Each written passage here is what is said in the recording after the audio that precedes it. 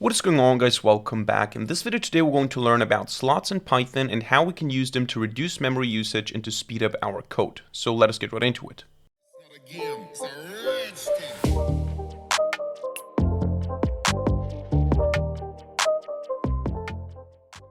Alright, so we're going to learn how to optimize our Python code using slots. And slots is basically an attribute that we can define in classes to explicitly state which attributes we expect our instances to have, and this leads to faster access time and to less memory usage. For this, we're going to go right into an example. Now, one thing that we need to install first is a package that I introduced in the last video, which is Memory Profiler, just so we can track how much memory is actually being used. For this, you can use pip or pip3 to install memory_profiler. This is just a package that allows us to track how much memory is being used in specific functions. So what we're going to do now first is we're going to use one example. We're going to code one example without using slots. We're going to measure the memory usage and the time, and then we're going to do the same thing with slots to see what changes. So we're going to start here by importing statistics so that we can have multiple runs that we can take the mean from so that we have a more representative number. And then we're going to also say from memory profiler import memory usage, and we're also going to import timeit. So timeit and statistics are core Python packages. This is the one that we installed. And now I'm going to just define a simple class called point without slots. And this class, of course, will not use slots. We're just going to use basic Python. We're going to define an init method. We're going to have the parameters x and y here in the constructor. And we're going to say self.x equals x, self.y equals y. And that is basically now our class. So by default, we don't have a slots attribute. So we just have these attributes implicitly defined here. So we say there is self.x, self.y, and so on.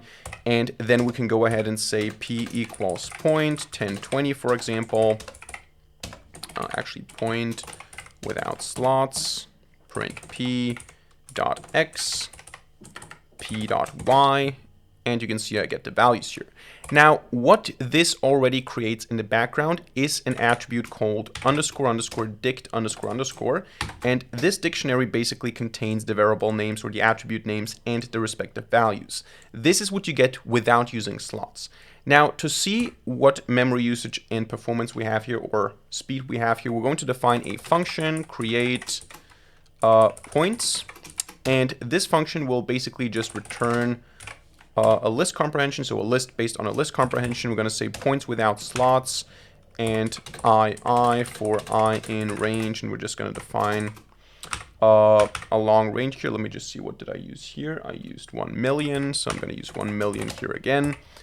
And this is what we're going to track now. So we create 1 million instances of these points here, and we're going to do that 10 times. So we're going to say mem values equals an empty list, time values equals an empty list, and then we're going to say for placeholder in range 10 times.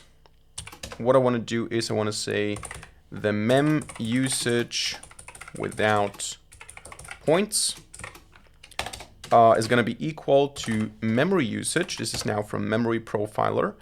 And to this function here, we're going to pass the create points function, which is going to be passed without calling it. So we're passing it as an entity like this, without the parentheses. And we're going to define the interval to be 0.01. And then basically we're going to say mem values append. And I only want to append the max value, so max mem usage without points.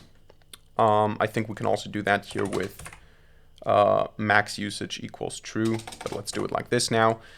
Just to be safe. So we append this memory usage of this particular run to mem values, and now we're going to do the same thing with time. So time without slots is going to be equal to timeit, and then lambda point. Actually, let's create a point here. I'm going to say point is equal to point without slots 1, 2, and we're going to say point x, point y. This is now the access time, so we're not actually tracking the time for the creation here. We're tracking the memory usage for the creation, but we're tracking the access time here. So how long does it take to access X and Y here? And we want to do that 1,000,000 times as well. Like this. And then we say again, time values, append time without slots. And in the end, what we want to print here is we want to print the mean. So statistics mean of mem values, statistics mean of time values. That is basically it. So now let's run this. Let's see if I messed up anything or if we're going to get a number here. And we should get the average memory usage here. So 235. And here we get 0.06 seconds. It's quite fast. But yeah, this is the result now of this benchmarking, you could say. Now let's go ahead and copy this and create a second file. Let's call this main2py. And here now we're going to do it with slots. So we're going to say point with slots. And what we're going to do here is we're going to define the following attribute, the following class attribute, __ slots, __ equals. And now basically here we pass a list, or we define a list of all the fields that we're going to use. X, and you can already see here, I defined X in slots. Now the error message is gone here, but I don't have Y, which is why it says here, points with slots object attribute Y is read only. So I have to actually put it here to be able to set Y to something.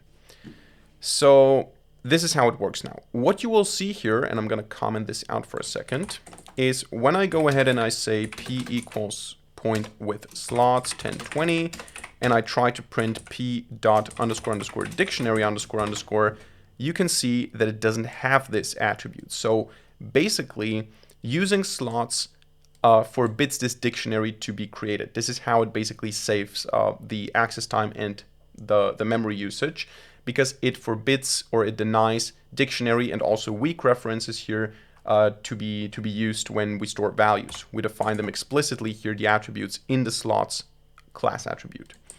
So what we can do now is we can basically uncomment all this. We can change this to with slots, and we can change this to with slots. Everything else should stay the same. And then we should be able to see a difference here. So I'm going to run this, and we should hopefully see that we're using less memory, and the access time will probably be roughly the same. So you can see, first of all, maybe I can run this here. Can I not run this at the same time? How do I do that in PyCharm? I'm not sure. But you saw we had something like 120 something, and here we had 230 something. So the access time is, let's just copy these values here, like this. And let's run this to compare the values here. I think the access time is not that different in this case, but the memory usage is definitely different. You can see here it's a little bit faster, but this could also just be some random fluctuation, but this one here is definitely lower than this one. So we use way less memory for the same functionality. We don't lose any functionality. The only thing is, of course, now we cannot dynamically just introduce new variables or new attributes if they're not defined in slots. So that is, of course, a downside. We can maybe increase the number here to 10 million to see if this changes something. I mean, of course, it's going to change the runtime, but maybe we can see more of a difference here. So maybe it now takes half a second to do that. There you go. So this is the value that we have for 10 million here.